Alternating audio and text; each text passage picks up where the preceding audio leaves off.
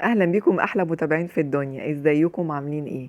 النهارده جايبه لكم منتجين حلوين قوي قوي. شركه مصريه عامله منتج حكايه.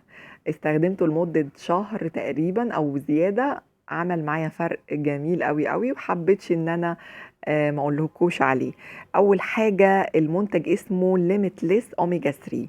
ده الفيش اويل، كل جسم طبعا محتاجه. في نسبة عالية جدا من الأوميجا 2000 ملي جرام تقريبا. حلو قوي، وفي كمان فيتامين دي 3. آم، في الكبسولة عبارة عن مادة جيلاتينية كده، 30 كبسولة في 30 يوم.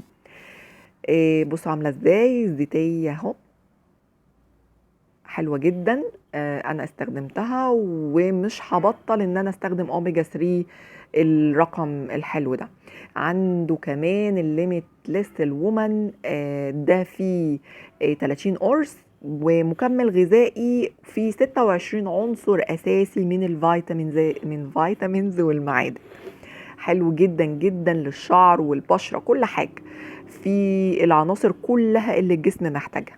مش تقريبا مش ناقصه حاجة، يعني كل حاجة بنسبة كده معينة. عملوا في الآخر الحباية الحلوة دي اللي انت هتاخديها. المنتج جميل قوي، فعال. على فكرة استخدمته ما بقاش يوقع شعري. حلو قوي قوي قوي للضوافر. مهما اقول لكم، يعني منظرك هيبقى عامل ازاي بصراحة، يعني ضوافرك شعرك كل حاجة حتى وشك جلدك. مناسب جدا لكل السيدات. حتى كمان لو البنات حابة تاخده او تعلي من الفيتامين بتاعها اللي ناقص. طبعا احنا الاكل والشرب بتاعنا ما بيبقاش فيه العناصر الكاملة اللي الجسم بيستفيد بيها او بيحتاجها كل يوم، فاحنا بنعوض الكلام دوت بالفيتامينز. احلى فيتامينز بجد بجد، هكررهم تاني بعد ما يخلصوا وهجيبهم تاني. ليميتلس على فكرة انا مش بعمل دعاية عنهم والله خالص، ومحدش قال لي اعمل دعاية عنهم. هي الفكرة كلها ان انا جربته وقلت عليه حلو، وحبيت ان انتوا كمان تجربوه.